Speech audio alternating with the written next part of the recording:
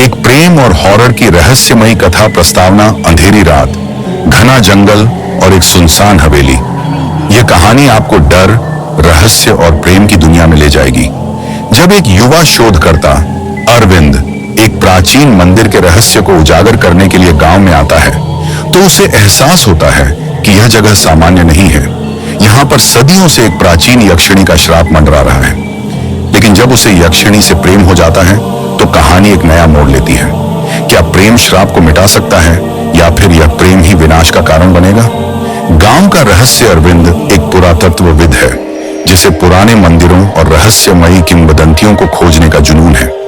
जब उसे पता चलता है कि एक छोटे से गांव कालगढ़ में एक प्राचीन यक्षिणी मंदिर है, तो वह तुरंत वहां जाने का निश्चय करता है। गांव में पहुंचने पर उसे अजीबो गरीब घटनाओं का अनुभव होता है। लोग उससे मंदिर के बारे में बात करने से कतराते हैं।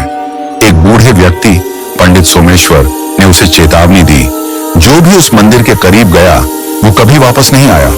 यक्षिणी का श्राप आज भी जीवित है। मंदिर का रहस्य और यक्षिणी से सामना।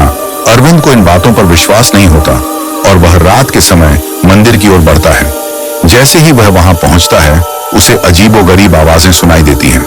हवा ठंडी हो जाती है और अचानक मंदिर के द्वार खुद ब खुद खुल जाते हैं। भीतर एक प्राचीन मूर्ति रखी थी जिसकी आंखें रक्त जैसी लाल थीं।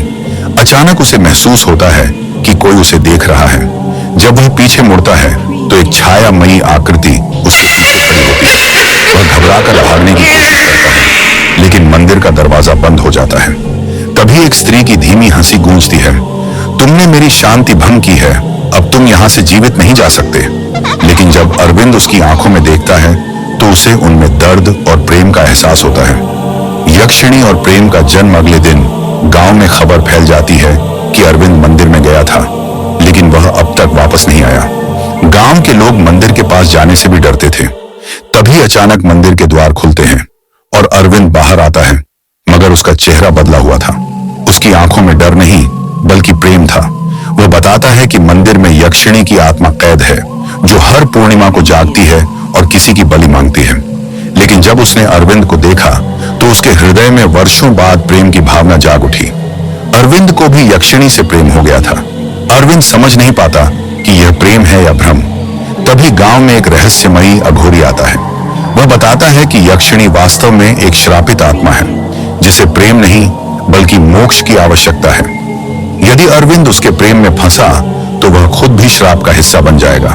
अघोरी उसे एक अनुष्ठान करने को कहता है जिससे यक्षिणी को मुक्ति मिल सकती है, लेकिन यक्षिणी यह नहीं चाहती। अगर तुमने यह अनुष्ठान किया तो मैं हमेशा के लिए खो जाऊंगी। अरविंद के सामने सबसे बड़ा फैसला था, क्या वह अपने प्रेम के लिए यक्षिणी को बचाएगा या फिर उसे मुक्ति देगा। पूर्णिमा की रात अरविंद फिर से मंदिर जाता है। उसने मंत्रोच्चार करना शुरू किया। तभी हवा तेज हो जाती है और यक्षिणी प्रकट होती है। उसकी आंखों में दर्द और क्रोध था। तुम मुझे मुक्त नहीं कर सकते, मैं इस श्राप की कैदी हूं। लेकिन अरविंद उसे बताता है कि उसका प्रेम स्वार्थी नहीं है, वह यक्षिणी को मोक्ष देना चाहता है। अंततः अरविंद का प्रेम और अघोरी के मंत्र मिलकर यक्षिणी को मुक्त कर देते हैं। अचानक मंदिर का वातावरण बदल जाता है। हवेली हिलने लगती है और यक्षिणी की आत्मा एक पवित्र रोशनी में बदलकर मुक्त हो जाती है। अगले दिन गांव में एक चमत्कार हुआ। सूखे खेत फिर से हरे हो गए, मंदिर के पास की हवेली गायब हो गई और गांव के लोग महसूस करने लगे कि कोई अजीब डर अब वहां नहीं था। अरविंद जानता था कि उसने यक्षिणी को मुक्त कर दिया था, लेकिन एक रात जब वह मंदिर की ओर देखता है तो उसे हवा में वही मीठी हंसी सुनाई देती है, मैं हमेशा तुम्हारे साथ रहूंगी अरविंद। क्या प्रेम मृत्यु से भी आगे जा सकता है? यह कहानी बताती है कि सच्चा प्रेम केवल पाने में नहीं बल्कि त्याग में भी होता है। क्या आपको यह कहानी डरावनी लगी?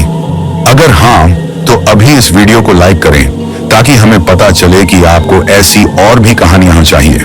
लेकिन रुको, क्या आपने हमारे चैनल को सब्सक्राइब किया? अगर नहीं तो अभी सब्सक्राइब करें और घंटी दबाएं ताकि जब भी हम अगली खौफनाक कहानी लाएं आपको सबसे पहले पता चले। और हाँ, कमेंट में बताइए, क्या आपने कभी कोई भूतिया या रहस्यमयी अनुभव किया है? हमें आपकी कहानियां जानने में बहुत दिलचस्पी होगी। मिलते हैं अगली डरावनी कहानी में।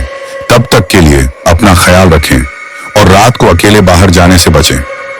एंड स्क्रीन पर सब्सक्राइब नाउ।